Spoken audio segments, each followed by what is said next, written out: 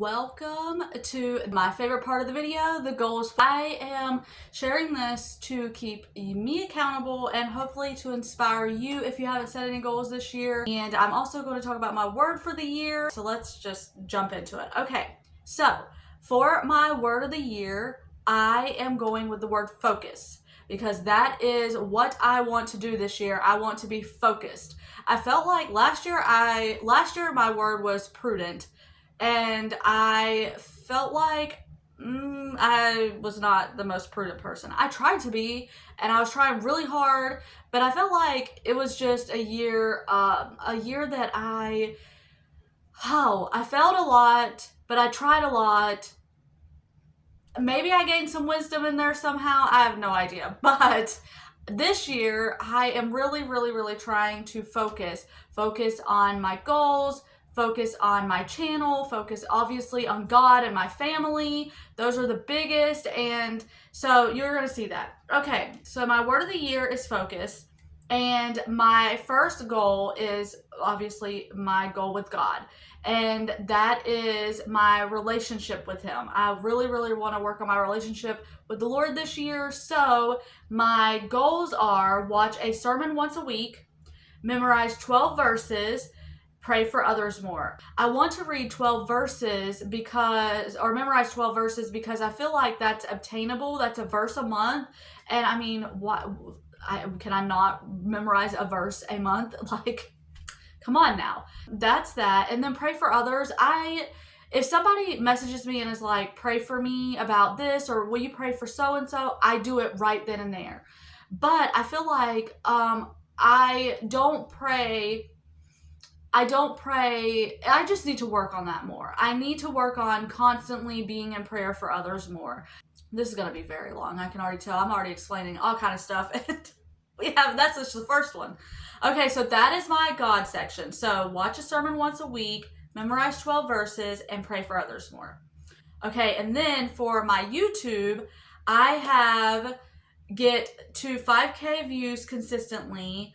There's a few other things on there, but I don't want to talk about them yet because that's something that I want to announce later on, so stay tuned. On to family. I have take more pictures, be present more, and do something with each kid a month. While I do stuff with my kids all the time, I want to create little moments here and there where I'm just doing something one-on-one with one child. I do stuff with them every single day one-on-one, but it's not like I want it to be more intentional, basically. I want it to be where I'm doing something intentionally with that child every month that, is something that they'll remember when they get older. That is my goal.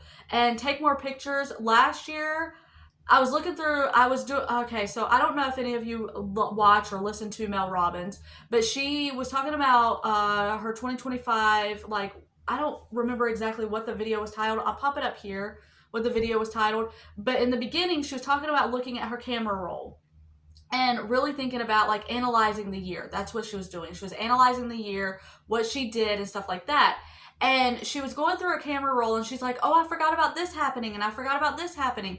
And I'm thinking, I didn't really take a whole lot of pictures this year. I want to take more pictures. I don't care. My whole thing is I'm like, well, this is just mundane or we're just whatever. I'm going to look back on the moments with my kids and not care that it was just them sitting in the living room playing a video game.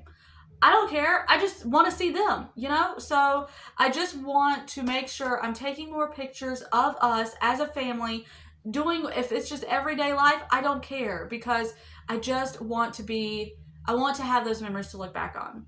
So then there is me, and I feel like this is the year of me it's my self-improvement year, I feel like, because I have a lot of goals for myself that I have a lot of things I need to work on.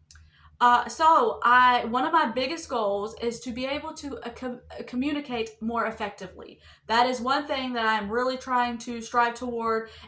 So those goals are read 12 books, get better at communicating, stop yelling, which I feel like I'm doing right now, but I'm just a loud person. I come from a loud family. We're just loud. We get excited, we yell. We get upset, we yell. We talk, we yell. It doesn't matter. We're just yelling. We're just a yelling family. So, but I have a child who absolutely cannot stand yelling. He cannot stand loud noises. He cannot stand like anybody being loud. He's just a very quiet child. He just always has been. He's always been like, things hurt his ears, and so I'll be talking to him. He's like, Mom, why are you yelling at me? I'm like, I'm not yelling, I'm just talking. But I just yell. So I want to get better at the yelling. But I am me, and it's just who I am, and so I'm just going to try and tone it down a little bit. But it is something that is very hard because I'm loud. I'm just loud. Focus on my health. I feel like I started doing that later on in the year. That's been one of my goals forever. And later last year, I started really doing that. I started the carnivore diet because I've heard so many good things, and you guys, I can't recommend it enough. It is so wonderful. I absolutely love it. Although yesterday I didn't do so hot. So I had a Diet Dr. Pepper. I've never had a diet anything in my life. Actually, I lie, because my mom is a big Diet Coke drinker. When I was a little kid, I would go and like sip some of her Diet Coke. She used to be a Tab drinker. Anybody remember Tab? That is the most garbage drink on the planet. If you like Tab, I'm sorry, but I tried it when I was a kid and it was so gross. And then she switched to Dr. Pepper or Diet Coke, and I would just take a sip of that and it was just disgusting. But I tried a Diet Dr. Pepper because McDonald's yesterday, I went with Miss Judy, and we always used to get a Dr. Pepper. Well, I don't drink soda anymore, but I was going to get a Coke Zero just because we were together, and we were going, it was just our thing. And so I was going to get a Coke Zero. Well, they didn't have Coke Zero, but they had Diet Dr. Pepper. And I was like, you know what, I'm just going to do it. So I did.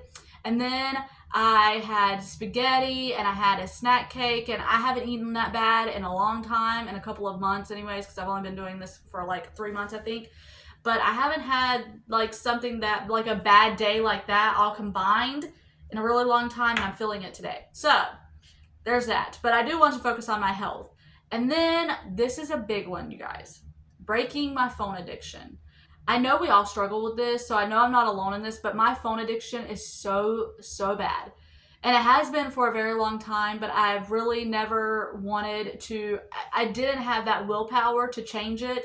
But this year, again, it's my self-improvement year, and we're going to kick this phone addiction habit because I can't keep being addicted to my phone. I get nothing done. So I'm going to do this. We're going to work on this habit here. So breaking my phone addiction. And then my last one is finding systems for my chaotic brain. I've never been diagnosed with ADHD, but I feel like I've watched enough, I've heard enough that I really seriously think I have ADHD. My brain is always and it's like a computer. I have 50,000 tabs open, and I'm always going over here and over here and over here. And I'm sure the way I talk is probably a good indication that I have ADHD, but I don't know.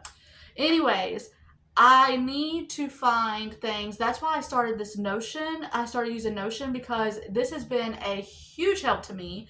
Huge help in getting me organized, getting my thoughts out, getting my brain just where I'm like trying to, do things. So I need to find systems for my chaotic brain. So anyways, you guys, that is it for this video. I hope you enjoyed it. I'm so sorry it was so chatty. And Lord willing, I will see you on the next one.